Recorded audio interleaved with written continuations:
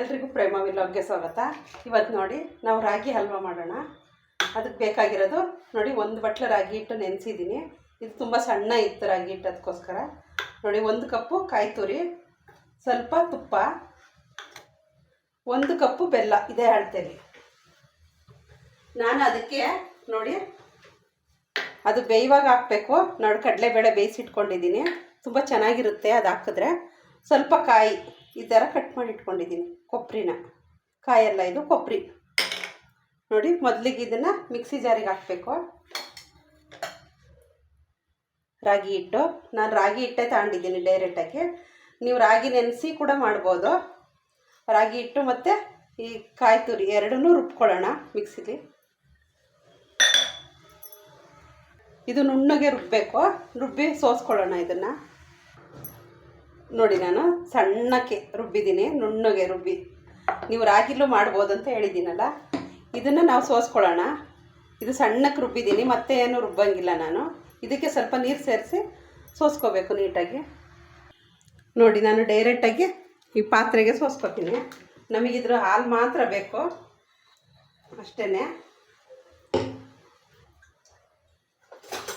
ಇದನ್ನೊಂದು ಸ್ಪೂನಲ್ಲಿ ಈ ಥರ ಮಾಡಿದ್ರೆ ಅದ್ರ ನೀರೆಲ್ಲ ಬರುತ್ತೆ.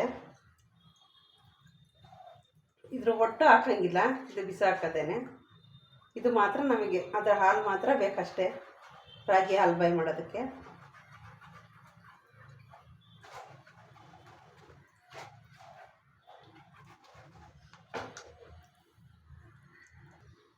ನೋಡಿ ಇದೆಲ್ಲ ಸೋಸಾದ್ಮೇಲೆ ಈ ಥರ ಒಂದು ತೆಳುವು ಬಟ್ಟೆ, ಲೈನಿಂಗ್ ಬಟ್ಟೆ ಇರುತ್ತಲ್ಲ, ಆ ಥರ ತೆಳುವು ಯಾವುದಾದ್ರೂ ಪಂಚೆ ಬಟ್ಟೆ ಆದರೂ ಆಗುತ್ತೆ, ಕಾಟನ್ದು.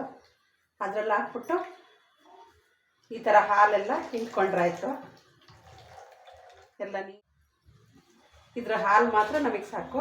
ಇದನ್ನ ಇನ್ನೊಂದು ಸಲ ಸೋಸಬೇಕು. ಇದೇ ಥರ ಬಟ್ಟೆಲಿ ಸೋಸ್ತೀನಿ ನಾನು, ಅದರಲ್ಲಿ ಇರೋ ತರಿ ಎಲ್ಲ ಬಂದ್ಬಿಡುತ್ತೆ. ನೋಡಿ ಎಷ್ಟು ಸಿಕ್ತು, ಇಷ್ಟೇ ಸಿಕ್ಕಿದ್ದು ಇವಾಗ ಎಲ್ಲ ಇದಾಗಿ. ನೋಡಿ ಈ ಥರ ಬಟ್ಲಿಗೆ ಒಂದು ಬಟ್ಟೆ ಹಾಕಿ ನಾವು ಇದನ್ನೆಲ್ಲ ಈ ಥರ ಸೋಸ್ಕೊಳ್ಳೋಣ. ಇದರಲ್ಲಿ ಇರೋದೆಲ್ಲ ಬರುತ್ತೆ, ಅದ್ರ ತರಿ ಎಲ್ಲ ರಾಗಿದು ಮತ್ತು ತೆಂಗಿನಕಾಯಿದೆಲ್ಲ ಈ ಥರ ಸೋಸುವಾಗ ಎಲ್ಲ ಬರುತ್ತೆ. ನೋಡಿ ಈ ಥರ ಕೂತಿರುತ್ತಲ್ಲ ಕೆಳಗಡೆ.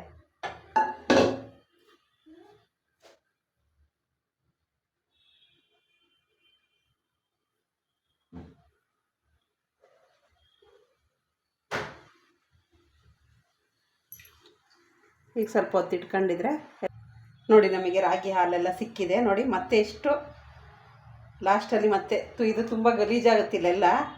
ನೋಡಿ ಈ ಥರ ಮತ್ತೆ ಈ ಥರ ಎಲ್ಲ ಮತ್ತೆ ವಾಪಸ್ ಸಿಕ್ಕಿದೆ.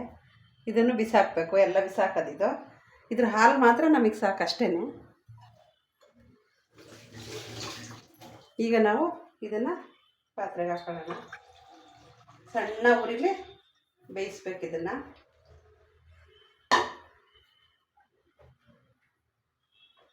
ಗ್ಯಾಸ್ ಹಚ್ಕೊಳ್ಳೋಣ.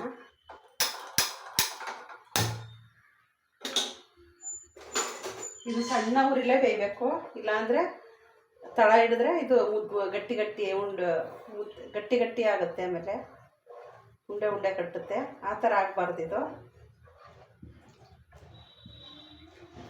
ಸಣ್ಣ ಇದರಲ್ಲೇ ಬೇಯಿಸ್ಬೇಕು. ಫಸ್ಟು ಜೋರು ಮಾಡಿರ್ತೀನಿ, ಲಾಸ್ಟಲ್ಲಿ ಸ್ಲೋ ಮಾಡೋಣ. ಇದು ಸ್ವಲ್ಪ ಕಾಯೋವರೆಗೂ ನೋಡಿ ಇದು ಸ್ಲೋವಾಗೆ ಬೇಯಬೇಕಿದು.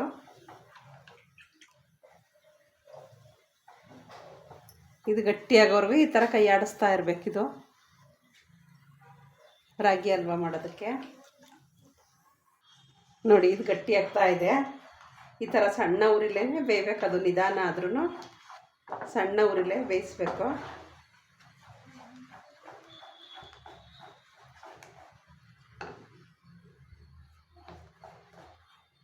ನಾವೀಗ ಅರ್ಧ ಬೆಂದಮೇಲೆ ಬೆಲ್ಲ ಹಾಕೋಣ.